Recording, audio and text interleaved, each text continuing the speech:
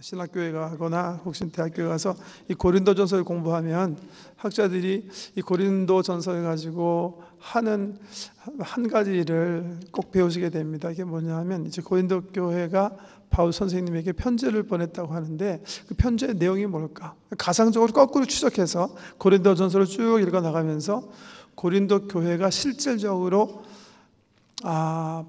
바울 선생님에게 보낸 편지를 리컨스트럭트 하는 거예요. 다시 이제 구성해 보는 거. 학자들이 그런 거 많이 해요.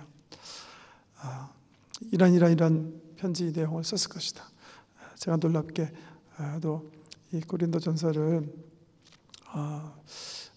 그 신학교에서 이렇게 공부할 때 나온 그 질문 가운데 하나가 바로 그거였어요. 선생님이 이 고린도 교회가 받은 편지를 그냥 시험 시간에 써보라는 거예요. 고린도 교회가 바울에게 보낸 편지를. 그게 하나고요. 또 하나는 이 편지를 중심으로 해서 고린도 교회가 어떤 거는 또 편지만 받은 게 아니라 이렇게 전달해서 인편으로부터 이 고린도 교회에 어떤 문제가 있나 바울 선생님께서 보고를 받으셨거든요. 그러니까 이 고린도 교회의 구두로 받은 내용 그리고 또 편지로 받은 문제점, 퀘스천 이런 것들을 그 중심으로 해서 고린도 교회가 어떤 상태였는지 그 교회의 그 캠퍼스 픽처를 한번 이렇게 그려보는 그런 일들을 학자들이 많이 하곤 합니다. 이 12장 오늘 본문 말씀인데요. 실질적으로 이 12장 말씀은 오늘 이제 12절부터 31절까지만 읽었는데 12장 1절부터 14장까지가 한 유닛이에요. 그래서 12장부터 14장까지 다 읽으셔야 지금 바울이 고린도 교회에서 경험하는 어떤 문제를 다루고 있나 금방 감을 잡을 수가 있어요. 고린도 교회는 문제가 많은 교회였고 실질적으로 고린도 전서가 쓰여진 배경은 그 문제들 때문이에요. 정말 고전하는 교회였어요. 고전하는 교회. 어떤 문제 때문에 고린도 전서 12장에서부터 14장까지 3장에 걸쳐서 바울 선생님께서 이 글을 쓰셨을까? 그걸 살펴봐야 사실은 오늘 우리가 공부하려고 하는 이 교회가 몸이다라는 비유를 우리가 사실은 좀 이해할 수가 있습니다. 왜 갑자기 바울 선생님께서 교회가 예수 그리스도의 몸이라고 얘기하시는가? 그 이유가 뭔가? 어떤 문제 때문에 그러는가? 한번 보세요. 12장 1절 말씀부터 한번 몇 절 안 되니까 한번 좀 보기 원하는데요. 형제들아 신령한 것에 대하여 나는 너희가 알지 못하기를 원하지 아니하노니 너희가 알거니와 너희가 이방인으로 있을 때에 말 못하는 우상에게로 끄는 그대로 끌려갔느니라. 그러므로 내가 너희에게 알리노니 하나님의 영으로 말하는 자는 누구든지 예수를 저주할 자라 하지 아니하고 또 성령으로 아니하고는 누구든지 예수를 주시라 할 수 없느니라. 은사는 여러 가지나 성령은 같고 직분은 여러 가지나 주는 같으며 또 사역은 여러 가지나 모든 것을 모든 사람 가운데서 이루시는 하나님은 같으니 각 사람에게 성령을 나타내심은 유익하게 하려 하심이라. 어떤 사람에게는 성령으로 말미암아 지혜의 말씀을 어떤 사람에게는 성령을 따라 지식 건너뛰고요. 11절에 이 모든 일은 같은 한 성령이 행하사 그의 뜻대로 각 사람에게 나누어 주시는 것이니라. 또 건너뛰어가지고요. 한번 14장 26절로 한번 가보세요.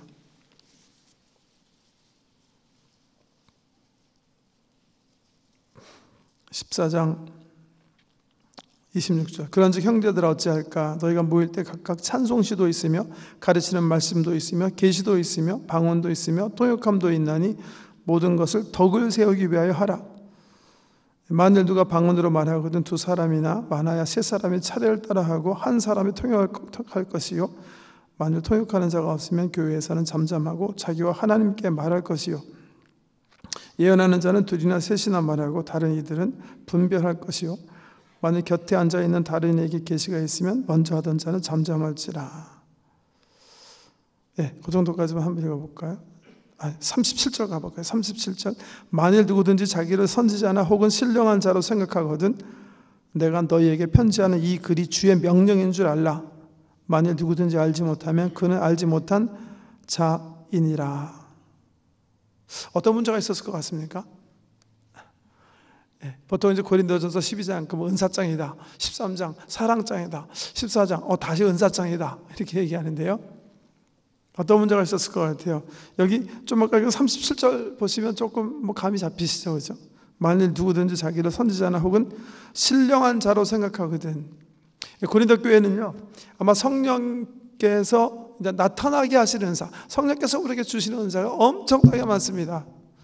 고린도전서 12장 보면 바울 선생님께서 여기 좀 아까 우리가 읽지 않고 넘어간 이제 고린도전서 12장에 나오는 은사 외에 여러 가지 다른 은사를 얘기하세요.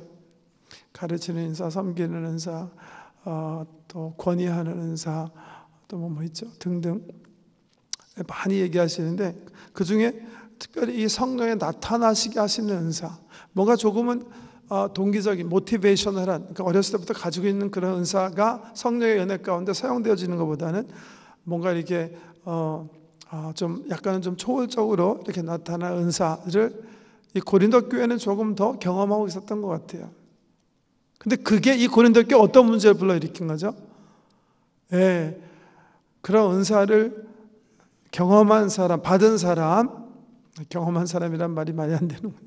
받은 사람과 받지 못한 사람과의 사이에 뭔가 좀 또 갈등이 일어났었던 것 같아요. 좀 아까 읽은 30절 말씀으로 밀어보면 소위 은사를 받은 사람들이 받지 않은 사람들을 어떻게 본 거예요? 좀 깔본 거예요. 어떤 단어들을 사용한 것 같으냐면 우리는 좀 신령한 사람이다 그렇게 사용했던 것 같아요. 상대적으로 은사를 받지 못한 사람은 별로 신령하지 않은 사람. 여러분 그 말씀 듣자마자 이 고린도 전서를 그렇기 때문에 굉장히 현대적인 그 문제예요. 왜? 이런 문제들이 이상하리 많지요. 정말 카리스마틱 은사가 나타나는 교회마다 있어요. 실질적으로요. 알게 모르게 뭔가 카리스마틱한 어떤 은사를 경험한 사람들은 받지 못한 사람들이 이렇게 깔봐요. 나는 신령한데 저 어떤 신령하지 못해. 그런 가장 미성숙한 영적 상태가 바로 고린도 교회 상태였어요. 그래서 바울 선생님께서 또 3장에 걸쳐서 이 말씀하시는 거예요. 지금요. 12장 1절 다시 보세요. 그래서 12장 1절 이렇게 시작하죠. 형제들아 신령한 것에 대하여 나는 너희가 알지 못하기를 원하지 아니하노니 이렇게 시작했고, 아까 26절 이제 14장 30절에 다시 그랬죠. 만일 누구든지 자기를 선지자나 혹은 신령한 자로 생각하거든. 이 교회에는 스스로 신령하다고 생각하는 자가 있으셨어요. 그런 부류의 사람들이 있었어요. 특별히 어떤 사람들이요? 은사를, 그러니까 성령에 나타나게 하신 은사를 체험하신 분들이 그렇게 생각하고 있었어요. 그 문제입니다. 그 문제에 대해서 바울이 지금 어드레스하는 거예요. 자, 12장 1절 말씀에서부터 12절까지 보면 그 중요한 단어의 변이가 있어요. 단어의 변화. 그러니까 바울이 이렇게 얘기했죠. 지금 신령한 것에 대하여는 내가 너희가 알기를 원한다. 스피리추얼한 것에 대해서는, 그러니까 성령을 형용사화해가지고 신령한 것에 대하여는 내가 너희가 알지 않기를 원치 않는다 이렇게 시작하신 다음에 그 다음에 4절에 보면 다른 단어 하나 탁 인트로듀스 하세요. 그 단어가 뭐예요? 은사라는 단어예요. 은사라는 단어는 헬라어로 카리스마타예요. 카리스마타. 그래서 카리스마틱 크리스찬이다. 그런 말씀 많이 들어보셨죠? 이제 1900년도부터 갑자기 이제 펜테코스탈 처치가 생겨났어요. 미국에 주로 이제 블루 칼라 워커들이 교회를 이렇게 형성했대요. 노동계층의 사람들이. 근데 거기서 성령님께서 강하게 역사하셨어요. 그래서 교회가 형성이 됐어요. 근데 1960년대 후반에 들어가면서 그 오순절적인 성령의 역사가 기성교단에 나타나기 시작했어요. 근데 그분들은 펜테코스탈 처치라고 그러지 않고 이분들은 이제 카리스마틱 크리스찬들이다. 주로 그렇게 이제 많이 불렀는데요. 여기서는요.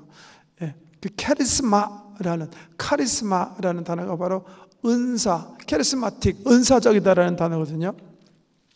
근데 이 카리스마 그러면 굉장히 이렇게 비슷한 단어 하나 생각나시는 게 있죠. 그게 뭐죠?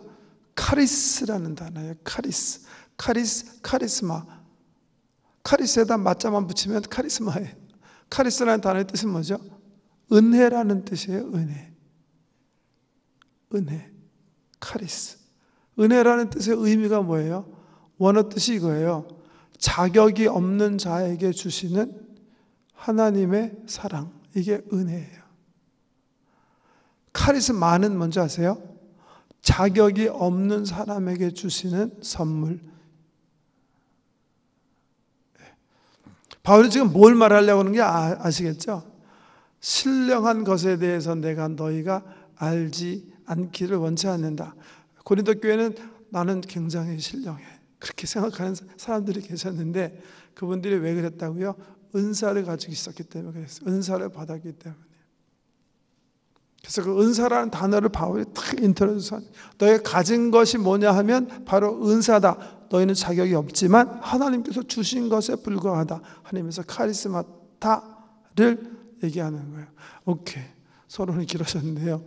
자, 그런 문제가 있는 이 은사들 때문에 이렇게 또 교만한 마음 속에 빠져 있는 그런 고린도 교회를 향해서 해서 이 무질서를 갖다 이렇게 새롭게 하기 위해서 바울이 오늘 우리가 이제 다루려는 본문은 이 교회가 어떤 곳인가 소개하고 있는 거예요. 세 단어로 압축해서 얘기할 수 있어요. 첫 번째 포인트는 교회의 하나됨. 두 번째는 다양성에 대해서 얘기하시고요. 세 번째는 의존성에 대해서 얘기하시는 거예요. 자, 한번 살펴보세요. 13장 1절.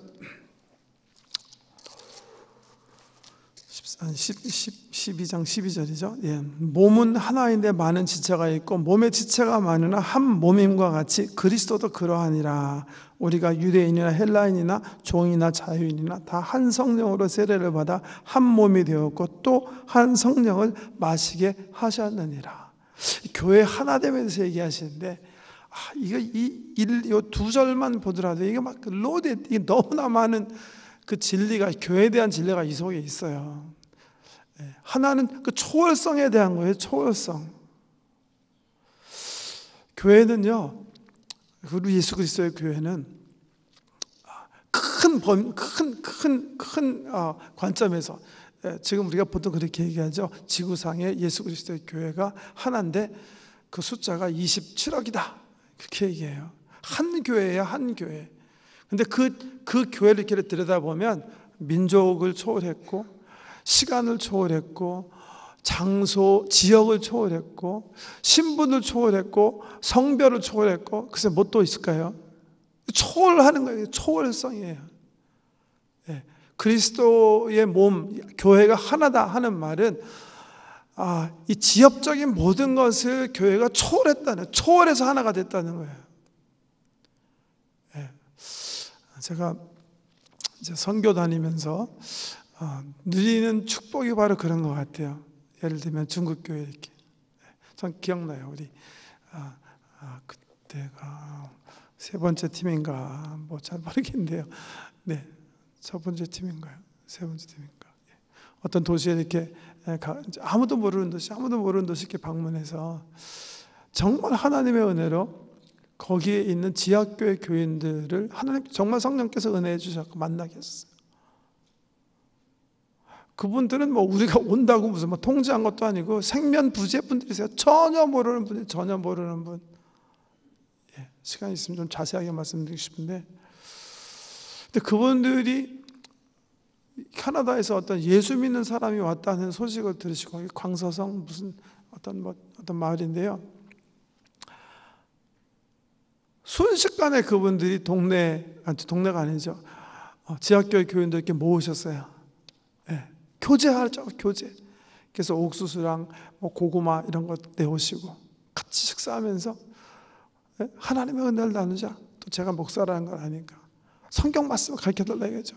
그래서 우리 지금 비행기 때문에 곧 가야 된다고.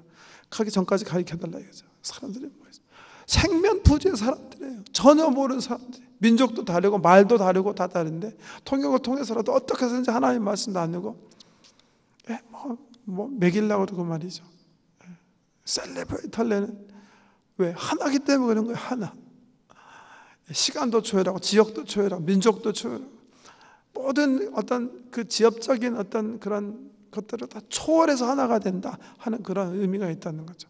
우리 교회도 마찬가지잖아요. 누가 오시든지 그 예배 함께 드리면 우리 성도님들이 입을 내고 밥 먹지만 손님들은 다 공짜로 먹잖아요. 왜? 우리 지체니까, 손님이니까 그냥 이 손님 그래서 대접하는 거 아니에요. 우리 지체이기 때문에 교회 한 그 바디 지체이기 때문에 하나이기 때문에 섬기는 거죠. 하나됨, 초월성을 얘기하는 거고, 또 하나는 연합성이에요. 연합성. 연합, 첫째는 우리끼리의 연합이기도 하지만 여기 보세요. 그리스도와 연합이에요. 그리스도와 연합. 무지무지하게 중요한 개념이죠. 근데 이 13장, 저 12장 다시 12절인가? 12절 다시 한번 보실래요? 잘 생각하면서 한번 이 말씀을 이해하려고 노력해 보세요. 몸은 하나인데 많은 지체가 있고 몸의 지체가 많으나 한 몸인과도 같이 그리스도도 그러하니라. 좀 이상하지 않습니까? 이 말씀이 이상해야 되는데요. 이상하세요? 바울이 뭔가 잘못 말하고 있는 것 같죠? 그죠? 말 실수한 것 같죠? 그렇지 않습니까? 뭐라고 말해야 될 것 같아요? 이렇게 얘기했어야 돼요. 몸은 하나인데 많은 지체가 있고 몸의 지체가 많으나 한 몸임과 같이, 그 다음에 뭐라 그랬어야 될 것 같아요? 교회도 그러하니라, 이렇게 얘기했어야죠. 당연한 얘기 아니에요. 지금 교회가 한 몸이다 얘기하는 거 아니에요. 잘못 쓴 것 같죠, 그죠? 이게 바울이 지금 우리에게 일러주려는 거예요. 바울은 이 지구상에 있는, 지상에 있는 교회를 그냥 예수라고 생각하고 있는 거예요. 그게 어떤 의미에서는 바울이 여기뿐만이 아니라 예를 들면 에베소서 1장 23절 교회는 그의 몸이니 만물 안에서 만물을 충만케 하시는 자를 충만하느니라. 교회는 그의 몸이다 하는 그 은유 있잖아요. 그 은유에서 바울이 얘기하려는 거예요.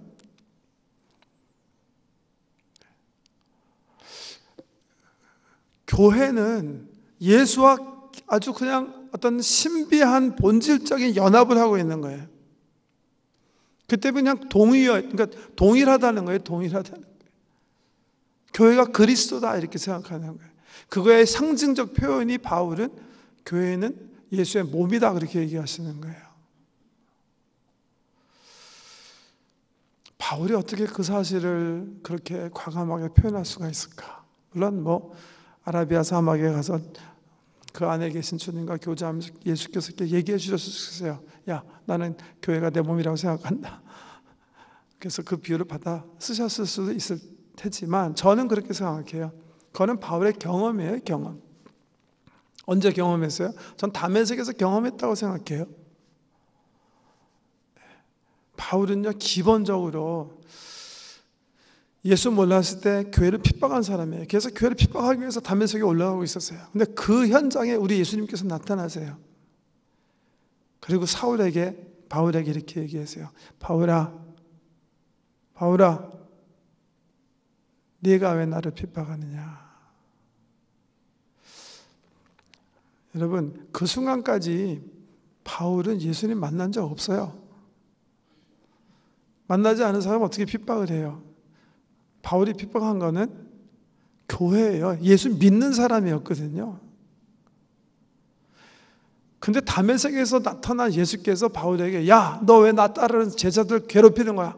너 왜 교회를 괴롭혀? 왜 나 믿는 사람 못살게 구는 거야? 그렇게 얘기하지 않으세요. 예수님께서 동일화하신 거예요. 바울아, 너 왜 나를 핍박하느냐? 그래서 사울이 묻잖아요. 당신이 누굽니까? 내가 언제 목소리 들어보니까 자기가 알지 못하는 사람이지. 당신이 누군데 내가 당신을 핍박했다고 합니까? 그때 예수님께서 뭐라 그래요? 나는 네가 핍박하는 예수다. 바울은 믿는 사람 괴롭히고 믿는 사람 잡아놓고 믿는 사람 욕하고 믿는 사람 때렸는데 예수는 그 핍박을 고스란히 자기가 받고 계신 거예요. 교회는 그렇기 때문에 예수의 관점에서 자기 몸이에요. 예수는 교회를 자기가 동일화 하셨어요. 그 경험을 바울이 여기서 적었다고 저는 생각해요. 어떻게 보면 잘못 쓴 거예요. 여기 보면 한 몸인 것 같이 교회도 그러하니라 그렇게 써야 되는데 그냥 그리스도도 그러하니라. 왜? 바울에게 있어서는 그거는 같다는 거예요. 같다는 거예요. 여러분, 교회가 얼마나 영광스러운 그런 모임인지 모른다는 거죠. 정말 영광스러운, 정말 영광스러운. 우리 예수님께서 자기처럼 생각하시는 그곳이 바로 교회예요. 연합성에 대해서 12, 13절에서 얘기하셨고요. 그 다음에 14절 이하에 보면 다양성이에요. 이건 여러 번 말을 설명 안 해도 너무나 잘 아시는 그런 거죠. 몸이 이렇게 상상해 보시면 되죠. 여기 지금 우리 한 130명 정도 계실 텐데 지체 관점에서 우리가 다 눈이에요. 눈. 모든 사람이 그냥 다 눈깔이세요. 여기 130개의 눈깔이 있다고 생각해 보세요. 이게 말이 됩니까? 이게 얼마나 밥맛이 없습니까, 여러분? 밥맛이 없을 뿐더러 이게 무슨 소용이 있습니까, 이게? 여기 눈이 130개가 모여 있으면 무슨 일에 이게 쓸 데가 있겠습니까? 저희 터키에 에베소 방문했을 때 그 아데미 신전 있지 않습니까? 여신. 세계 7대 불가사리라고 스틸 아직도 얘기하는 거기 아데미 신전을 보고 거기서 이제 파는 장사꾼들이 파는 그 아데미 여신. 정말 징그러워요. 왜요? 이 여자는 유방만 한 50개 되는 것 같아요. 그게 그 사람들이 막 와가지고서는 숭배하려고 했던 아데미 여신이에요. 신상의 모습이 그래요. 그런 것처럼. 근데 하나님께서 그렇게 만들지 아니하시고 어떻게 해요? 몸 보시면 다 기능에 맞게. 눈은 적당하게 2개. 근데 이빨이 2개면 얼마나 힘들었겠어요. 이빨은 좀 많이. 여러 가지 다양하게 하나님께서 필요에 따라서 만드셨다. 그러니까 다양성이에요, 다양성. 그리고 하나님께서 이 다양성 속에는 하나님께서 만드셨기 때문에 하나도 쓸데없는 게 없다는 거죠. 그죠? 그리고 모든 것이 다 존귀하다. 다 서로 다르게 필요에 따라서 하나님께서 만드셨고 그리고 그렇기 때문에 다 귀하다는 거예요. 그래서 이 부분에서 우리가 얻어야 되는 것은 우리 각자가 어떻게 해야 돼요? 한번 생각해 봐야 돼요. 나에게 주신 은사가 뭔가 잘 분별해야 돼요. 그리고 귀히 여겨야 돼요. 왜? 하나님께서 다 쓸데가 있으셨기 때문에 하나님께서 귀히 여기시기 때문에 하나님께서 나를 나되게 하신 거거든요. 그러니까 왜 하나님께서 나는 그냥 목소리가 이래가지고 노래 왜 나는 음치로 태어났을까 말이지. 고민하실 거 하나도 없으세요.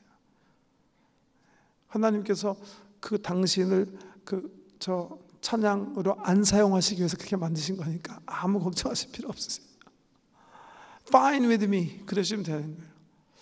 왜 난 굉장히 소극적, 좀 더 적극적으로 다 적극적이면 정말 밥맛 없다니까요. 가끔가다 소극적인 사람이 필요하니까 하나님께서 어린이 아래셔서 다 만드셨으니까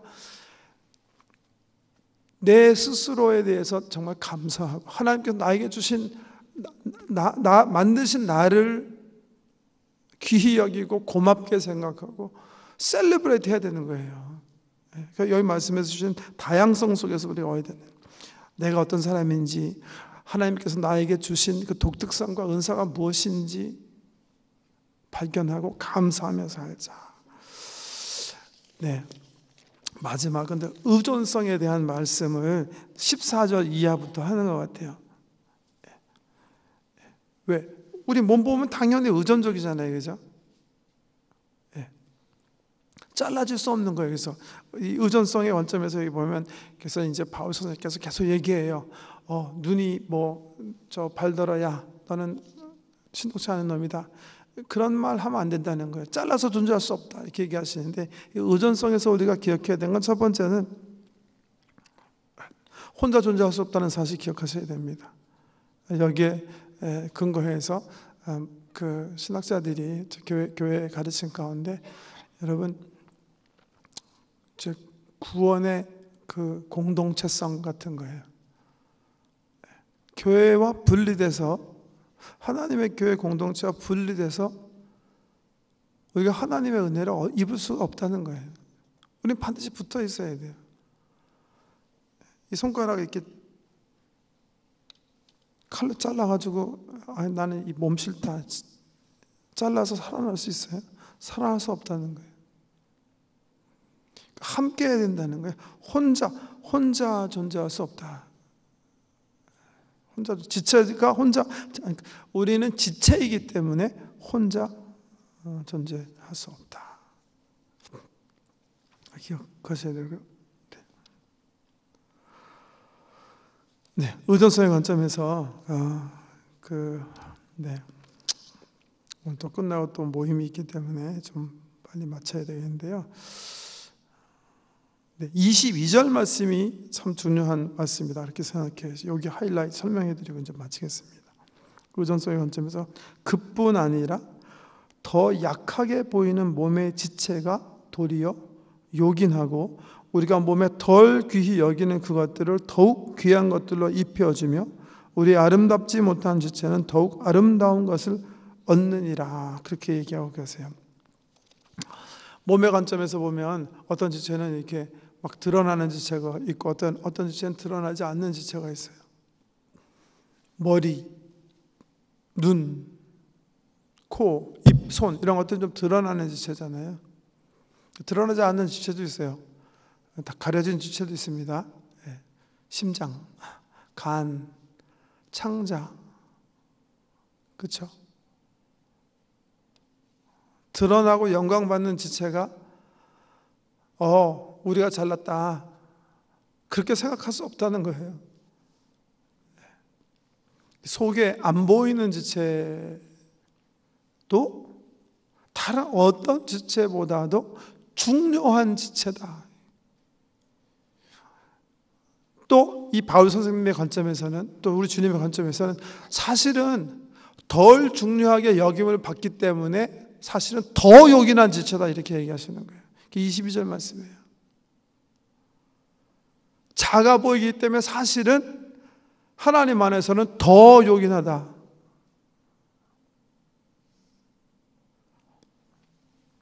바울의 이야기예요. 의존성이에요, 의존성. 한 지체라도 없으면 내가 존재할 수 없다는 사실을 기억하셔야 된다는 거죠. 그래서 결론적으로는 이렇게 얘기하시는 거예요. 함께 기뻐하고 함께 슬퍼하고, 하나 돼 예수 그리스도 안에서 이 연합으로 한 몸으로 함께 동고동락하는 게 바로 교회 공동체다 이렇게 일러주고 계세요. 고린도 교회 문제가 어떤 문제라고 그랬죠? 네, 특별한 은사를 경험하신 분들이 그 은사로 인해서 스스로 이제 신령한 그룹, 그렇지 못한 그룹 이렇게 나눠서 분쟁할 때 오히려 바울이 얘기하시는 거예요. 그럴 수 없다는 거죠. 우리는 한 몸이기 때문에 하나님께서 몸의 기능을 여러 개 다 우리가 인생을 살 수 있도록 여러 가지 기능을 주신 것처럼 각각 다른 기능, 다른 그 직분을 주신 것이지 자랑할 기제가 못 된다. 정말 성숙한 사람들이면 함께 기뻐하고 함께 슬퍼하고 이 한 몸이라는 사실을 인지하고 사는 것이다 라는 그런 말씀들을 오늘 이 성경 말씀을 통해서 우리 고린도 교회에서 해주시고, 지금 이 말씀을 받는 우리 현대교회도 해준다, 그렇게 생각합니다. 네, 기도드리겠습니다. 아버지 하나님, 감사합니다. 영광스러운 우리 예수 그리스도와 함께 연합으로 존재하며 함께 연합시킨 지체들과 함께 주의 뜻을 이 땅에 펼치며 한 공동체에 이르게 하시니 감사합니다. 오늘 주신 말씀처럼 우리 본 한인교회 모든 지체들은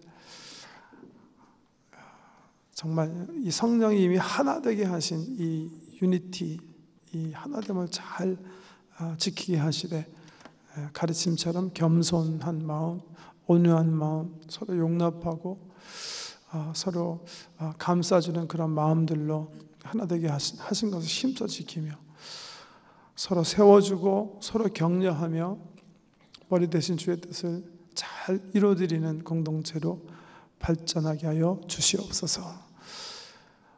우리에게 필요한 은사들이 더 있음을 주께서 너무나 잘 아십니다. 성령님께서 은혜로 우리들에게 부어주셔서 우리 교회가 세상을 향해서 주님 나라 세워나가는데 조금도 부족함이 없이 구비될 수 있도록 은혜 베풀어 주시옵소서. 예수님 이름으로 기도드립니다.